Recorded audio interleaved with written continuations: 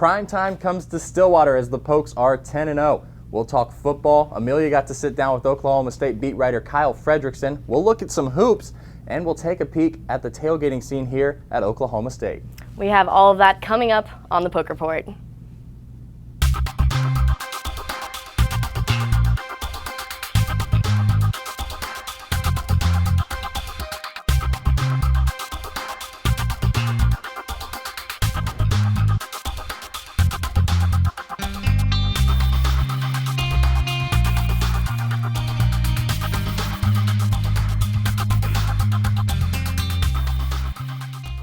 Welcome to another edition of the Poke Report. I'm Curtis Quillen. And I'm Amelia Henderson.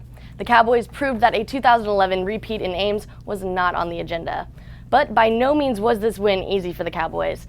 I mean, they didn't even get their first lead until the fourth quarter. Yeah, that game had me on the edge of my seat.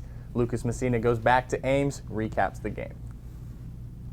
The 2015 OSU Cowboys go into Iowa State off a huge win against TCU to remain undefeated. But what happened in Ames in 2011? Barnett hands to Woody, up the middle, touchdown! Iowa State has won it! Jeff Woody took it in, and the Cyclones have upset the nation's second-ranked team! They did it! But it's not 2011. And this time, the Cowboys wrote a different ending.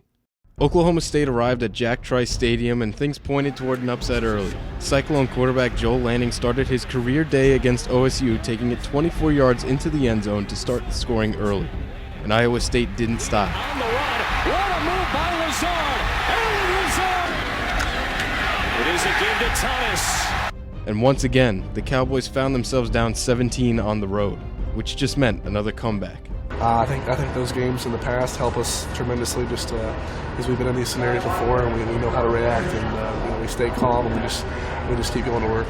After a Chris Carson touchdown, Mason Rudolph found Marcel Aitman deep left at the goal line.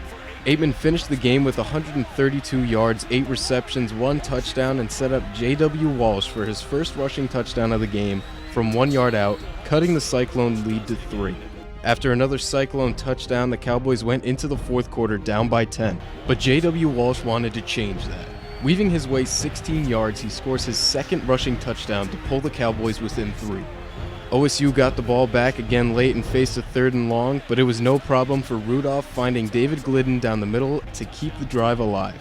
Then Walsh struck again, this time through the air to true freshman Jeff Carr to give the Cowboys their first lead of the game. At this point now, we believe if we're anywhere near close in the game at the end, we're going to win it. Up 35-31, Cowboy punter Zach Seiner pinned Iowa State inside its own 5-yard line, forcing Lanning to throw out of his own end zone. But threw it to the wrong team. Stearns gets his first career interception to move the Cowboys to 10-0. Next up, the Cowboys host number 10 Baylor in Stillwater in an attempt to continue their undefeated season. For the Poke Report, I'm Lucas Messina. The Cowboys face off against the Baylor Bears in just a few hours, but before we talk about tonight's game, let's go around the Big 12. West Virginia hosting Texas. If this isn't a Texas way to start, then I don't know what is. Gerard Hurd tries to hand it off to running back Deontay Freeman, who fumbles it, and Jared Barber picks it up and goes 42 yards for the Mountaineers' first score. Just over a minute before the half, Skylar Howard steps back and launches one deep perfectly into the outstretched arms of Javon Durant. Dana Holgerson and West Virginia put the Longhorns away 38-20. Down in Lubbock, Texas Tech taking on Kansas State. Senior DB Morgan Burns gets a few blocks on a kickoff following a Raiders score, flashes the speed, and 93 yards later, he's in for 6. Later in the third, Justin Stockton jukes the defender, breaks a tackle, and puts the Raiders up 44-28. 4th and goal, K-State trying to make it a game. Joe Huebner throws it up to freshman Dominique Heath for the score. Red Raiders up 8, trying to seal the deal. Handoff goes to senior DeAndre Washington, who takes it to the house. Tech wins 59-44. Washington is the school's first 200-yard rusher in a game since 1999, and the Red Raiders are bowl eligible. The 15th ranked Horned Frogs taking on winless Kansas, and it definitely was the start everyone expected. Freshman Cavante Turpin fields a punt at midfield, gets a few blocks, cuts back across the field, and shows the moves for the score. The game completely changed by the end of the first quarter, though. Quarterback Trayvon Boykin gets sacked and twists his ankle. He did not return, and the offense struggled. 4th and 5, KU driving, and Joe Willis dumps it to Tyler Patrick, who scores. TCU was able to pull out the win, though, 23-17. Last but not least, OU and Baylor in prime time. Mid-second quarter, Baker Mayfield drops back to pass, launches one from his back foot to Sterling Shepard, who stretches out for the pylon. Did he get in? Yes, he did. Third quarter, Sooners up 27-20. Handoff goes to Samaje Perine, who gets out into space and into the end zone. Baylor responds, though. Jared Stidham hits Laquan McGowan, that is, for the score. Sooners prove too much for Baylor this time around. Baylor loses for the first time this season, 44-34. In other Big 12 news, defensive lineman Emmanuel Ogba was named as a national semifinalist for the Walter Camp Player of the Year award. Ogba leads the Big 12 and is ranked 3rd nationally with 11 sacks. We're going to take a quick break. When we come back, we'll look at the tailgating scene here in Stillwater, and we'll take a peek at OSU men's and women's basketball. This is the Poke Report on O State TV. Stay with us.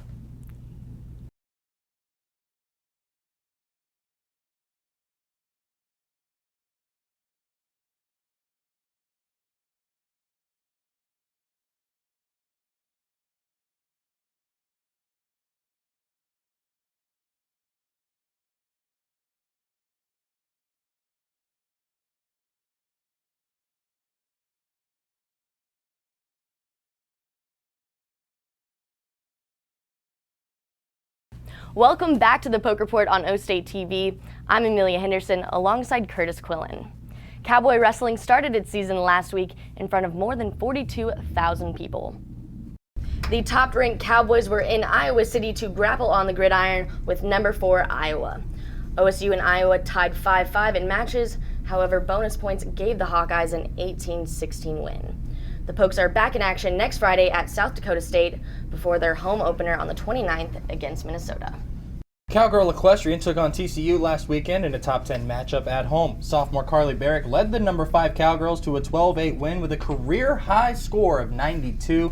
That's also a team high this season. The Cowgirls finish up their fall schedule 4-2, including a perfect 3-0 at home. They'll be back February 6th against Kansas State.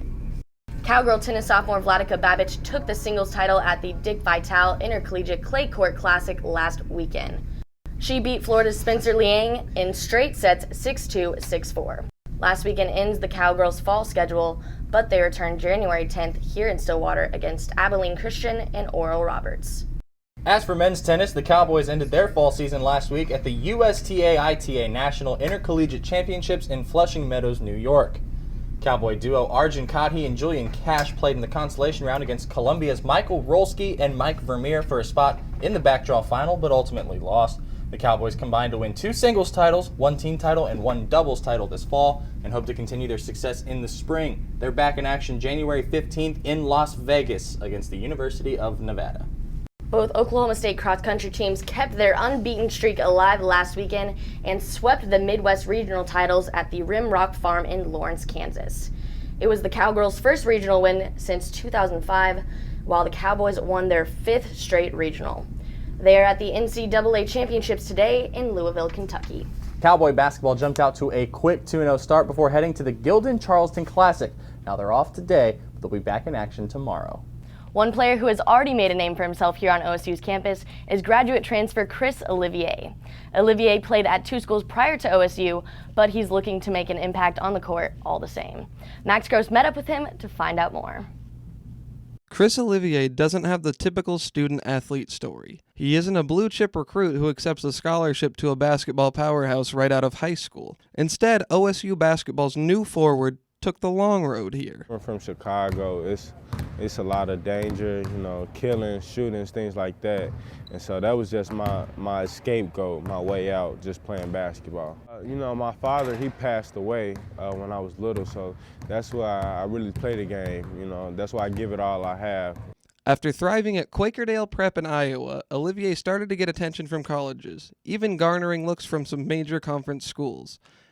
Ultimately, Olivier decided to stay in the Hawkeye State, committing to play for the University of Northern Iowa. I went there because it was like an hour away from the prep school. You know, the coaches, they came to see me play several times, a lot of times, and I just built a relationship with them. And I decided that's where I wanted to be. Olivier redshirted for the 2011-2012 season and only got on the court for one game the following year. But living almost 5 hours away from his Chicago home took a toll on Olivier, who transferred away from UNI to Eastern Illinois University. My coaches, they just let me play. They just, put the ball in my hands and they let me play my game. My teammates, they believed in me and they wanted me to be somebody that they could rely on. While Olivier impressed with his play on the court, he was also hard at work in the classroom, where he earned his bachelor's degree in organizational professional development, a feat that meant more than anything he accomplished on the hardwood. Not a lot of people where I'm from, they earn their degrees or they make it through high school or college, so that was just a big deal for me and my mom. Just seeing a smile on her face, when I walked across the stage and my family being there, that's a big deal. Since Olivier earned his degree at EIU, he was eligible for the graduate transfer exception, which allows student athletes that have earned an undergraduate degree to transfer in order to continue their studies in a graduate program. For athletes, it means immediate eligibility at their new schools for a final year of competition. And for Olivier, that was the key. I only had that 1 year. I wouldn't have been able to sit out or anything. It's becoming an epidemic now. A lot of players are, they're seeing good things come from it. Olivier knew the type of program he was looking for, and that made the transfer process easy for him. Once it got out that I was transferring, a lot of schools, they started contacting me. Say around the summertime, that's when I talked to Coach Ford. He got me down here for a visit. I liked it. A couple days later, I decided I wanted to be here. Now that he's settled in at OSU, Olivier's focus for the season is achieving a lifelong goal. I've never been to an NCAA tournament, so that's been my dream since I was a little kid, so that's my #1 goal. Playing in mid-major conferences for his whole college career, Olivier is looking forward to matching up with some of the premier talent in the country. I just want to play everybody. They really don't know me, but hopefully soon they'll know me. Olivier is off to a great start, averaging 15 points in each of his first 3 contests.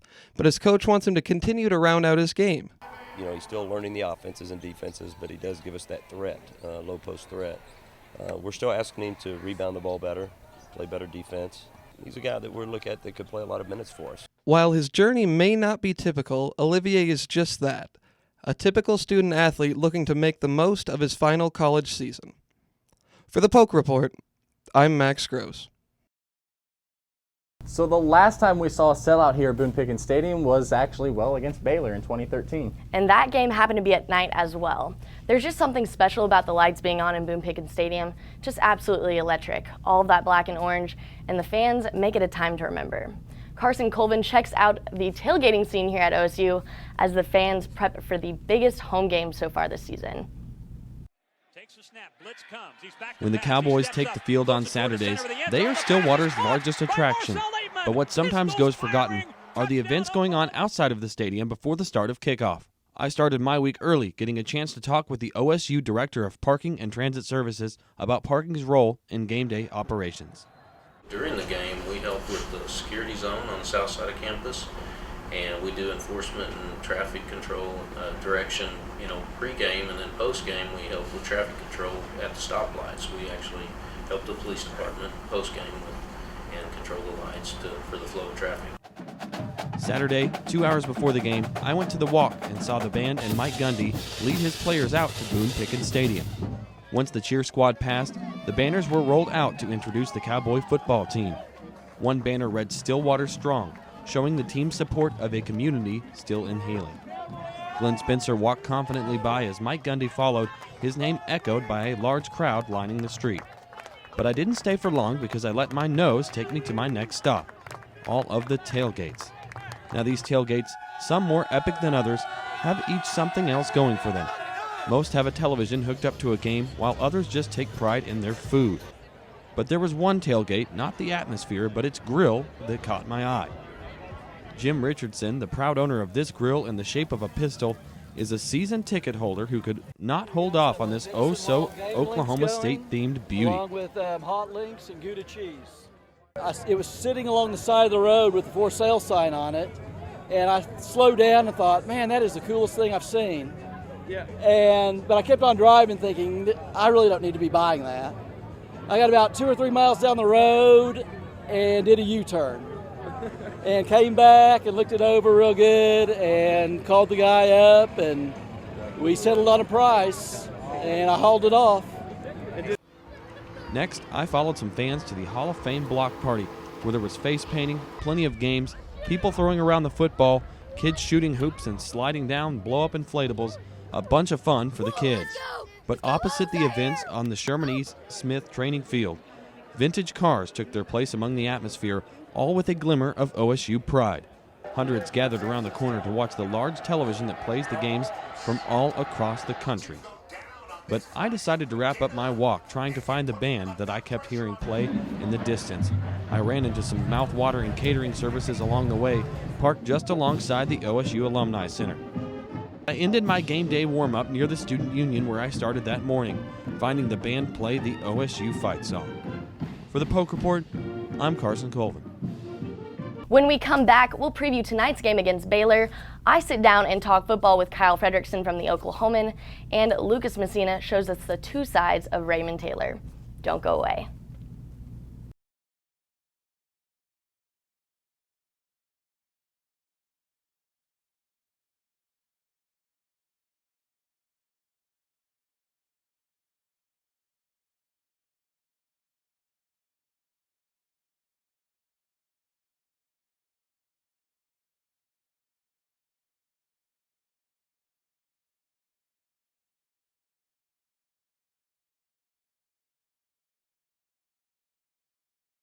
Welcome back to the Poke Report on O State TV. I'm Amelia Henderson. And I'm Curtis Quillen.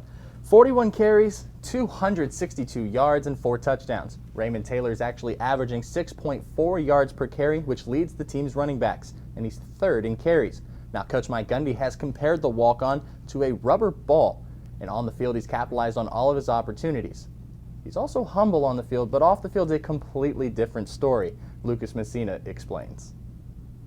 Going into the season as a number 4 running back, walk-on Raymond Taylor had a lot to prove to be where he is today. The Oklahoma State Cowboys currently sit at the number 6 spot in the college football playoff rankings and are one of the only undefeated teams left in the NCAA. The Cowboys have yet to find their true number 1 running back, but as the season goes on, the redshirt junior has been making his case to become the starter. Taylor grew up in Wichita, Kansas as the second oldest of 11 children. After graduating from Wichita Collegiate School, he only received one athletic offer. To play basketball at Washburn, but as far as football or any other, no. After passing up on a basketball offer from Washburn University in Topeka, Kansas, Taylor decided to go to school at Kansas State, playing no sports. However, this wasn't what Taylor wanted. While at Kansas State, he decided that he wanted to dedicate his time to playing football, but at a different school. Oklahoma State was really the only one I ever considered. I liked the way orange and black looked together, and so it was just a good football program. That's the one I wanted to be a part of. As a walk-on, Taylor was immediately an underdog, but during his second year as a Cowboy, he started to make a name for himself. Taylor came onto the scene at Boone Pickens Stadium against UTSA. Late in the game, he was handed the ball and burst through the line and into open field. 58 yards later, Taylor found himself in the end zone for the first time as a Cowboy. Pistols firing! Touchdown, Oklahoma State! My first touchdown, I was just looking back on it the other day. I'm glad it wasn't just already on the goal line, kind of just had a 1-yard touchdown. I had time to, I guess, appreciate it while it happened, but it was very exciting. After that touchdown run, Taylor continued to see more playing time. Kansas State came to Stillwater and Taylor scored his second career touchdown against his former school. Then the Cowboys traveled to Lubbock to play Texas Tech. Taylor was only given the ball 5 times against the Red Raiders, but made the most of it, running for 58 yards and 2 touchdowns, including a 28-yard touchdown to give the Cowboys their first lead of the game in the fourth quarter. His successes came from avoiding one of his least favorite things. I hate being tackled because, 1, that means the play's over and that opportunity's gone, and 2, I just feel like I don't want to give the other player that satisfaction of getting me to the ground. It just feel like they conquered the world anytime they tackle anybody on the field. And so I don't want to be the one to give them that gratification. Taylor's quest for a larger role was granted as Taylor became the starting running back against TCU in what was, at the time, the biggest game of the season. The coaches to look at me as a, back that gives full effort every time he steps on the field. And, the intention is to be productive when it counts while I'm here. As the season rolls on, Taylor continues to be a pivotal part of the undefeated Cowboy offense. However, it's not only football season for Taylor. It's Rock Band season because it's cold. So it's cold in the house, and when you get to playing, you don't get all sweaty and stuff, so you can play for a little bit longer. Yes, Rock Band, the video game. Taylor and his roommates and fellow Cowboy football players Trace Clark and Corey Bennett are hardcore video gamers and are very proud of their band. Caramel Mocha Express. Me, Trace, Clark, and Corey Bennett. And then Brendan Fagan, but he's taking his solo trip right now. We haven't seen him in a while, yeah. Unfortunately, CMX has been running into issues starting with their recent equipment problems. We have a broken guitar. Like, we have to strum up only, and that's like... You can only strum up? You can only strum up, and that's not exactly, you can't, no. You can't be successful like that. Absolutely not. Rock Band is not the only game they play. Mario Kart is also a huge part of Taylor's life outside of football. Although he is humble when it comes to football, it is a different story when it comes to Mario Kart. The Mario Kart is very serious in the house. We have the whole tally. We have the championship belt. Oh, there's a bullet! There you go, 11. No! Taylor looks to carry that Mario Kart competitiveness over to football as the Cowboys close in on the end of their season. Taylor now has 41 carries, 262 yards, and 4 touchdowns this season, but is still looking for more. Definitely want more, and can't be satisfied with that. I don't really know what that translates to, but I feel like, if you ever get satisfied with anything, then you're going to stop getting better. For the Poke Report, I'm Lucas Messina. That was great, and Raymond is right about something. It is Rock Band season, but more importantly, it is playoff season. I met up with Kyle Fredrickson from the Oklahoman to talk OSU football. How do you think our team is playing out this year compared to last year's team? It's been pretty amazing. During that 5-game skid, they were losing by huge margins, and you could see the frustration play out in press conferences with the players, and you really kind of wondered about the future of this team. But as soon as Mason Rudolph got plugged in, of course, against Baylor, getting that OU win, the way they've been able to respond has really been pretty incredible. Do you think that the team was able to execute like they should have against Iowa State? Yeah, early on, like in a few games we've seen, there was a slow start, especially with the defense. Absolutely. There's got to be some concern about this team going up against running quarterbacks. We saw it at Kansas State. We saw it again in Ames by getting those slow starts. But once again, a great, second half adjustment. So they were able to make the plays when they had to. Mason Rudolph's third down efficiency has been off the charts. Without a run game, they keep getting put in these third and long situations. But once and again, he's proven that he's kind of had that moxie to hang around and move outside the pocket and extend the play, and it's made all the difference. Yeah, so you mentioned Mason Rudolph being a big contender, but who are some of the other players that you think are making a big difference this year? Offensively, I think every week it's a different receiver. We've seen David Glidden be such a key part of this team early on. Obviously, James Washington at Texas Tech, then against TCU, and then this last week it was Marcel Aitman. And I think that's what makes this offense so dangerous. Despite the lack of a real physical run game, they've been able to utilize a lot of the weapons on the outside, a lot of receiver end arounds used as the run game to kind of supplement that. So a lot of credit to those guys. So what are your keys going into not only Baylor but OU as well? Like I mentioned, quick starts are going to be key. I think one thing that OSU fans should be most optimistic about is Mason Rudolph cutting down on some of his turnovers. In some road games earlier in the year, 3 turnovers at Texas, 3 at West Virginia. These last 2 games being turnover-free are huge for him. And people forget, this is a guy who's making, I think, only his 13th or 14th career start. So he's still learning. He's still progressing every game, and expectations were set so high because of how he finished the season. I think we've really started to see that improvement. just those continued repetitions, how he's been able to lead this team to comeback victories. So you definitely do like that. And then defensively, those guys, Agba, it has to start with Agba. He's got to be able to kind of move the pocket and cause some disruption. And then so this secondary can take advantage of some mistakes and get some turnovers like they have plenty of time this year. So how do you see the season ending? Ooh, gosh, I hate to even guess. This team has proved me wrong a couple of times, thinking that they would go on the road to West Virginia, thinking that they'd lose to this TCU team. So, I still think that they win 1 or 2 games here. OSU fans probably don't want to hear that because they'd love to see this team go to the national title. But just the way they've been able to get these gritty, close victories, at some point you think maybe the luck is going to run out. Now, like I said, they could definitely prove me wrong.